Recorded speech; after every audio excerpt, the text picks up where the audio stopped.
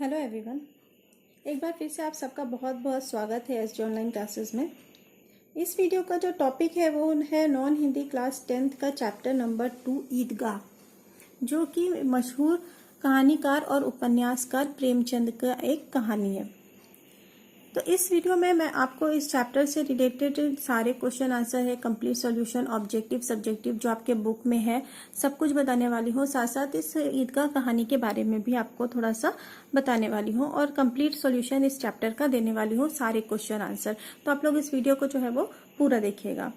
Video start करने से पहले एक छोटी सी गुजारिश है कि आप लोग को अगर वीडियो अच्छा लगे तो प्लीज लाइक कीजिए और चैनल को सब्सक्राइब कीजिए। तो आइए हम लोग स्टार्ट करते हैं चैप्टर को।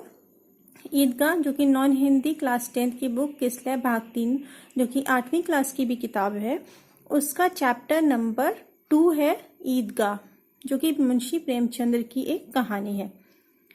तो आइए क्वेश्चन आंसर स्टार्ट करने से पहले हम लोग प्रेमचंद के बारे में और इस चैप्टर के बारे में एक सरसरी तौर पर थोड़ा सा जान लेते हैं। प्रेमचंद, इनका थोड़ा सा परिचय हम लोग जान लेते हैं कि प्रेमचंद कौन थे। हालांकि प्रेमचंद को हिंदी साहित्य में किसी तारुफ की ज़रूरत नहीं है, किसी भी परिचय की ज़रूरत नहीं है, लेकिन फिर भी अब क्वेश्चन आंसर आता है चैप्टर में तो फिर भाई पढ़ना तो ज़रूरी है। तो आइए जानते हैं। इनका असली नाम था वो है धनपत राय श्रीवास्तव और हिंदी साहित्य में ये प्रेमचंद के नाम से मशहूर हुए। तो अक्सर पूछ लेते हैं ऑब्जेक्टिव में कि प्रेमचंद का जो असली नाम था वो क्या था। तो इनका असली नाम था धनपत राय श्रीवास्तव। इनका जन्म 31 जुलाई 1880 को लम्ही गांव में हुआ था, जो कि वाराणसी उत्तर प्रदेश में है। इनकी मृत्यु हुई थी 8 अक्टूबर 1936 को वाराणसी में। ये इनका क्या व्यवसाय था, ये क्या काम करते थे। तो ये एक अध्यापक के तौर पे अध्यापक थे, एक लेखक थे और एक पत्रकार थे। यानी कि इन्होंने अध्यापक का कार्य भी किया, लेखक तो ये थे ही, और एक इन्होंने पत्रकार का काम भी किया है। ये आधुनिक काल के मशहूर उपन्यासकार और कहानीकार एवं विचारक थे। यानी कि जो प्रेमचंद का का ताल्लुक था किससे, आधुनिक काल से।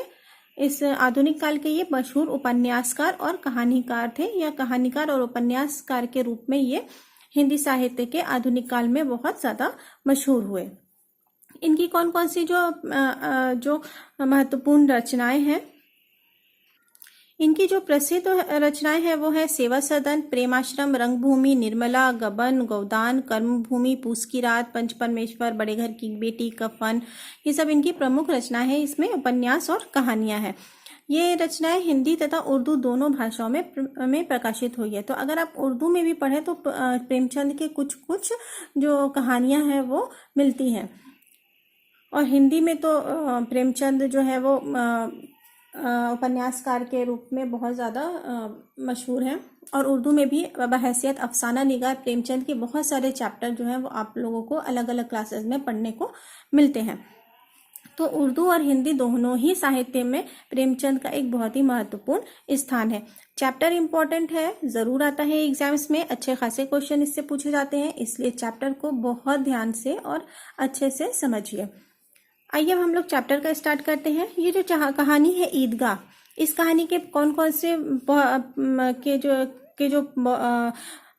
मतलब मेन पात्र हैं, पात्र यानी कि किरदार कौन कौन से हैं।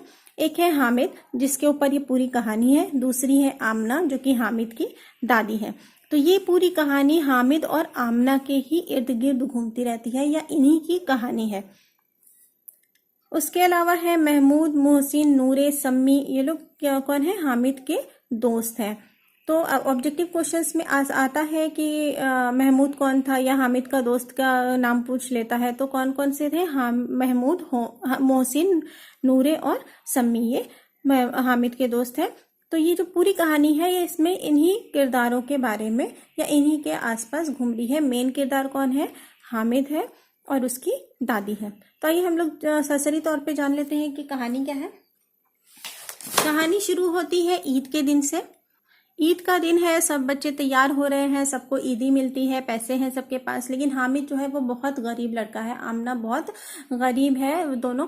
क्योंकि हामिद के जो माँ बाप हैं उनका देहांत हो चुका है, वो अपनी दादी के साथ रहता है, उनके घर में बहुत गरीबी है, खाने पीने को कुछ नहीं है। तो आमना है वो बहुत परेशान बैठी हुई है कि ईदगाह है, सारे बच्चे अपने पेरेंट्स के साथ या माँ बाप के साथ ईदगाह जा रहे हैं, लेकिन हामिद मेरा बच्चा किसके साथ जाएगा। उसको अपने मरे हुए बच्चों की याद आ रही होती है और वो हामिद के लिए परेशान होती है। और उसके घर में खाना भी नहीं होता है, वो इसलिए भी परेशान होती है कि भाई सबके घर में तो सेवैयाँ बन रही होंगी, तरह तरह के खाने बन रहे हैं, लेकिन मेरे पास कुछ भी नहीं है बनाने के लिए। तो ऐसे ही परेशान बैठी रो रही होती है और हामिद आता है तो उसको कुछ 2-3 पैसे देती है और कहती है जाओ तुम जाके मेला घूम लो, ईदगाह चले जाओ। तो हामिद जो है वो अपने दोस्तों के साथ जाता है। हामिद का किरदार जो है वो एक ऐसे बच्चे को की तरह बताया गया है कि जिसके पास वक्त में जो कमी होती है किसी चीज़ की, तो कैसे बच्चे जो हैं वो अपनी उम्र से पहले मैच्योर हो जाते हैं, ज़्यादा समझदार हो जाते हैं। तो इस मनोवैज्ञानिक जो भावनाएं हैं उसके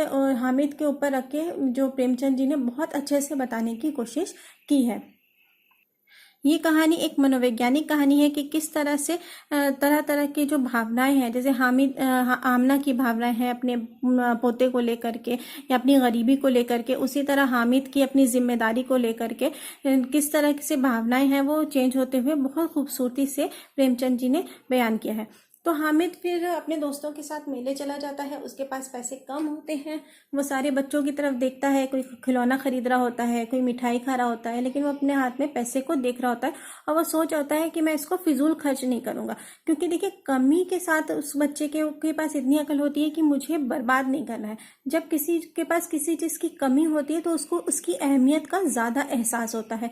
तो यही इसमें प्रेमचंद जी ने बताया है कि वो छोटा बच्चा होकर के भी कितना ज़्यादा मैच्योर था, कितना परिपक्व था।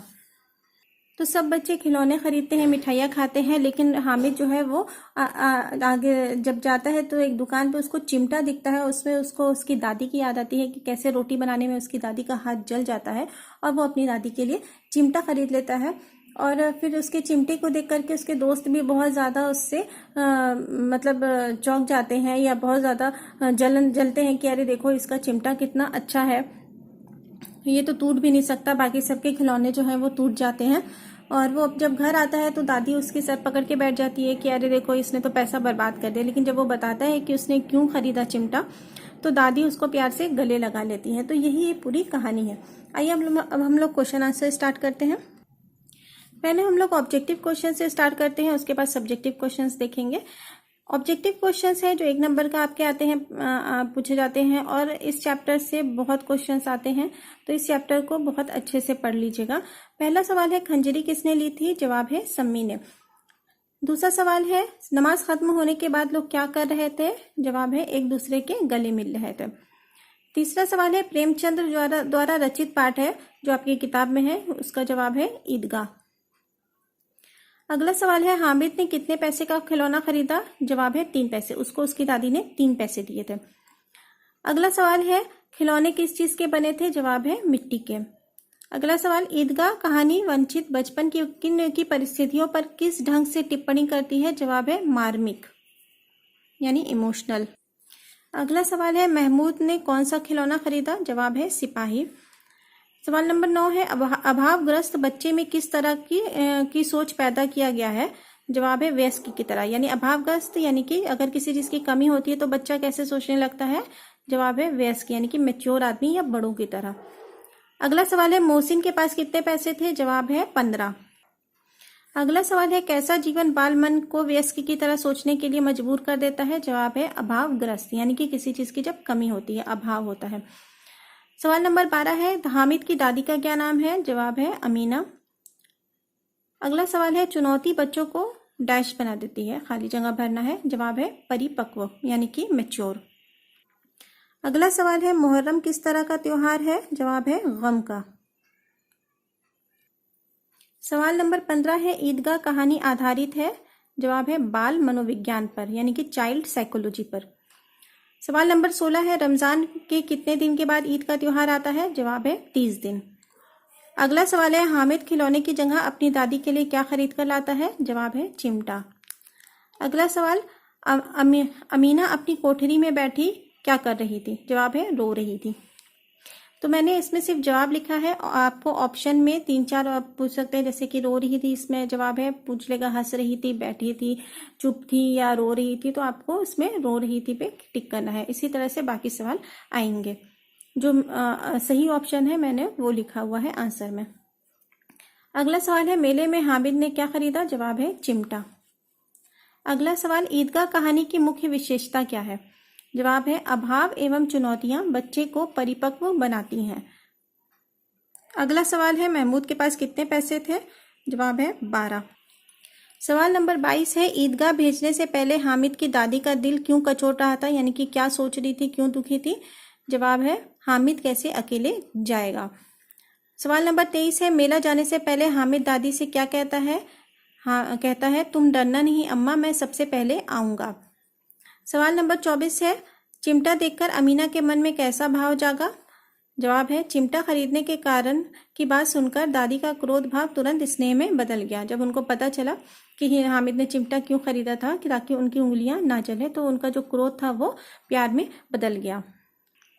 ये तो थे ऑब्जेक्टिव क्वेश्चंस जो अक्सर एग्जाम्स में आते हैं, मतलब अक्सर क्या बोले, आते ही आते हैं, तो आप लोग इसको बिल्कुल याद कर लीजिएगा। 99% चांसेस है कि इसी में से ही आपके जो इस चैप्टर से जो मैं ऑब्जेक्टिव क्वेश्चंस बताई हूँ उसमें से ही आएगा। अगला है सब्जेक्टिव, जो आपके बुक में दिए हुए हैं क्वेश्चन आंसर। आइए हम लोग उनको करते हैं। आपके बुक का सवाल नंबर 1 है, ईद के दिन अमीना क्यों उदास थी? जवाब है ईद के दिन अमीना इसलिए उदास थी कि चारों ओर खुशियां थी लेकिन उसके घर में अनाज का एक दाना भी नहीं था। सवाल नंबर 2 है, हामिद मिठाई या खिलौने के बदले चिमटा पसंद करता है, क्यों? जवाब है हामिद सोचता है कि चिमटा उसकी दादी के लिए उपयोगी होगा। मिट्टी के खिलौने टूट जाएंगे लेकिन चिमटा नहीं टूटेगा, और चिमटा लेने से उसकी दादी की उंगलियां भी तवे से नहीं जलेगी। यह सोचकर हामिद मिठाई या खिलौने के बदले चिमटा पसंद करता है। सवाल नंबर 3 है, मेला जाने से पहले हामिद दादी से क्या कहता है? जवाब है मेला जाने से पहले हामिद दादी से कहता है कि तुम डरना नहीं अम्मा, मैं सबसे पहले आऊंगा, बिल्कुल ना डरना। अगला सवाल है, मेले में चिमटा खरीदने से पहले हामिद के मन में कौन कौन से विचार आए, वर्णन कीजिए। जवाब है चिमटा खरीदने से पहले हामिद एक वयस्क की तरह सोचने लगा। खिलौने सभी अच्छे हैं, किसे ले, उसके पास पैसे भी कम हैं। मिट्टी के खिलौने यदि हाथ से छूट गए तो टूट जाएंगे, ऐसे खिलौने। जब वो लोहे की दुकान पर जाता है तो चिमटा देखते ही उसे अपनी दादी की जली उंगलियां याद आती हैं जो अक्सर रोटियां बनाते वक्त जल जाती हैं, इसलिए वह चिमटा खरीद लेता है। अगला सवाल है, हामिद ने चिमटे को किन रूपों में उपयोग करने की बात कही है? जवाब है हामिद ने महमूद से कहा कि कंधे पर रखने पर बंदूक हो जाएगी, हाथ में लिया तो फकीरों का चिमटा हो जाएगा, यह मंजीरे का भी काम कर सकता है, चिमटे से खिलौने पर प्रहार करने से वह चूर चूर हो जाएगा लेकिन चिमटे को कुछ नहीं होगा, चिमटा बहादुर शेर है। सवाल नंबर 6 है और 8 है। देखिए दो सवाल है, इनका जवाब सेम होगा इसलिए मैंने दोनों कर दिया है।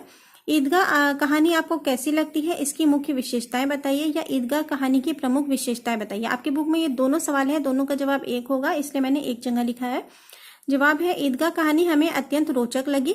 इसकी मुख्य विशेषताएं हैं, यह कहानी बाल मनोविज्ञान पर आधारित है। अभावग्रस्त बच्चे वयस्क की तरह सोचते हैं। चुनौतियां बच्चों को वक्त से पहले बड़ा बना देती हैं। कहानी को सरल भाषा में लिखा गया है। जटिल यानी कि मुश्किल शब्दों का प्रयोग नहीं किया गया है। तो ये 3 विशेषताएं हैं इस कहानी की। पहली, ये कहानी बाल मनोविज्ञान पर आधारित है। दूसरी, अभावग्रस्त बच्चे वयस्क की तरह सोचते हैं। और तीसरी, चुनौतियां बच्चों को वक्त से पहले बड़ा बना देती हैं। और ये कहानी को बहुत ही आसान भाषा में लिखा गया है।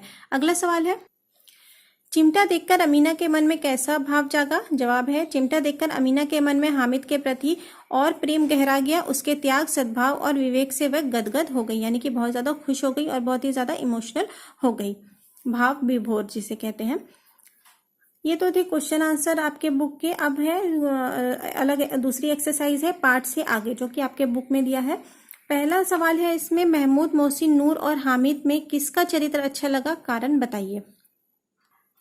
तो जवाब है हमें हामिद का चरित्र अच्छा लगा, क्योंकि हामिद अपनी उम्र के बच्चों से ज्यादा समझदारी से अच्छी तरह सोच विचार करके काम करता है। वह अपनी दादी से बहुत प्यार करता है और उनको अपनी जिम्मेदारी समझता है। सवाल नंबर 2 है, क्या हामिद बच्चों की सामान्य छवि से अलग हटकर एक नई छवि प्रस्तुत करता है, और अगर करता है तो कैसे? तो जवाब है हाँ, हामिद बच्चों से के सामान्य छवि से अलग हटकर एक नई छवि प्रस्तुत करता है, क्योंकि ये बच्चे अक्सर खिलौने और मिठाइयाँ पसंद करते हैं, लेकिन हामिद अपनी उम्र के बच्चों से ज़्यादा समझदारी से काम करता है और बहुत सोच विचार करके चिमटा खरीदता है, जो कि बहुत ही ज़्यादा उपयोगी होता है और उसकी दादी के लिए ज़रूरी होता है। तीसरा सवाल था इसमें, चुनौती बच्चे को परिपक्व बना देती है, इस उक्ति की व्याख्या कीजिए। यानी कि चुनौती बच्चे को परिपक्व यानी मैच्योर बना देती है, कैसे? जवाब है, हामिद के पास कम पैसे थे, उसके पास कम पैसे में अच्छा और उपयोगी सामान खरीदने की चुनौती थी। वह चुनौती हामिद को और बच्चों से ज़्यादा समझदार बना देती है और वो बहुत सोच समझकर अपनी दादी के लिए उपयोगी और ना टूटने वाला चिमटा खरीदता है, जो कि ज़्यादा दिन तक चलेगा। अगला सवाल था इसमें, त्योहार हमारे जीवन के अभिन्न अंग है, इस कथन की व्याख्या कीजिए। तो इसका जवाब है, त्योहार हमारे जीवन में अभिन्न अंग है, क्योंकि त्योहार हमारे जीवन में उत्साह, नई उमंग और आनंद प्रदान करता है। त्योहार के बिना हमारा जीवन नीरस जैसा हो जाएगा। त्योहार ही होते हैं जो हमें एक दूसरे के करीब लाते हैं, एक दूसरे से मिलने का मौका देते हैं, हंसने बोलने का, अच्छा अच्छा खाने पीने का मौका देते हैं। तो त्योहारों से जो हमारी जिंदगी है वो रंगीन बनती है। तो ये थे आपकी किताबों के सवाल जवाब। इसके अलावा देखिए एक सवाल नंबर 9 भी दिया गया है कि ये पैराग्राफ है, इसमें से जो क्वेश्चन आंसर दिए गए हैं गद्यांश में से ही चुनकर लिखना है। तो इसमें का पहला क्वेश्चन क्या है, नमाज खत्म होने के बाद लोग क्या कर रहे थे? तो जवाब है, नमाज खत्म हुई, लोग आपस में गले मिल रहे थे। दूसरा सवाल है, दुकानों में किस किस तरह के खिलौने थे? तो जवाब है, तरह तरह के खिलौने, जैसे सिपाही, गुजरिया, राजा, वकील, भिश्ती, धोबिन और साधु। अगला सवाल है, वे खिलौने किस चीज के बने थे? तो खिलौने मिट्टी के और जो कि रंग से बने हुए थे। अगला सवाल है, महमूद, मोहसिन और नूरे ने कौन कौन से खिलौना खरीदा? तो यहाँ देखिए, मोहसिन ने को भिश्ती पसंद आया, कमर पर मशक रखे, नूरे को वकील और महमूद को सिपाही अच्छा लगा। अगला सवाल है, परिच्छेद में सिपाही, भिश्ती और वकील के हुलिये का वर्णन किया गया है। आप इस प्रकार राजा और साधु के हुलिये का वर्णन कीजिए।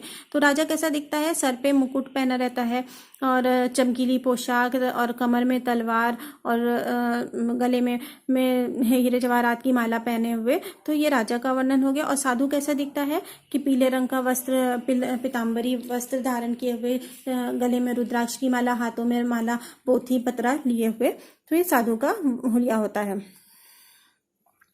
अगला सवाल है, अनुच्छेद में आए विशेषण शब्दों को छाट कर लिखिए। विशेषण यानी कि जिससे किसी की विशेषता पता चलती है। तो विशेषता वाले शब्द आपको लिख देने हैं, जैसे कि काला चोंगा, सफ़ेद अचकन, ये के नीचे ये सफ़ेद है, या फिर खिलौने के महंगे खिलौने। तो ये सब जो है जिससे किसी का विशेषता पता चले, तो वो शब्द कहलाते हैं विशेषण। तो आप इसमें से विशेषण शब्द चुन करके लिख दीजिए। अगला सवाल है, वर्दी और पोथा के समानार्थी शब्द लिखिए। यानी कि वर्दी यानी कि पोशाक और पोथा यानी कि पत्रिका। तो ये था इस चैप्टर के सारे क्वेश्चन आंसर। इसके अलावा इस चैप्टर में व्याकरण और गतिविधि वाले भी क्वेश्चन है। तो इसमें व्याकरण के मैं आपको बता देती हूँ। गतिविधि क्या होती है? गतिविधि तो आपको आपस में मिलकर करना रहता है, तो ये एग्जाम्स में पूछा भी नहीं जाता है। व्याकरण आ सकता है जैसे मुहावरे का इस्तेमाल। तो आइए हम लोग देख लेते हैं कौन कौन से मुहावरे हैं इसमें।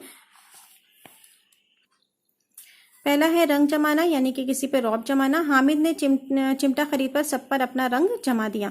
दूसरा है गदगद होना, यानी बहुत अधिक प्रसन्न होना। जब राम की माँ ने परीक्षा का परिणाम देखा तो उसका मन गदगद हो गया। अगला मुहावरा है भेंट चढ़ना, यानी कि बलि देना। बलि देना यानी हामिद के पिता हैजे की भेंट चढ़ गया, यानी कि हैजे की वजह से उनकी मौत हो गई। बलि देना यानी कि मौत होना। बाल बांका ना होना, थोड़ी सी भी हानि ना होना। माँ के आशीर्वाद से इस लड़ाई में मेरा बाल भी बांका नहीं होगा। अगला मुहावरा है पैरों में पर लगना, यानी बहुत तेज दौड़ना। त्योहार के दिन बच्चों के पैरों में पर लग जाते हैं। अगला मुहावरा है कुबेर का धन मिल जाना, यानी कि अतुल्य धनराशि।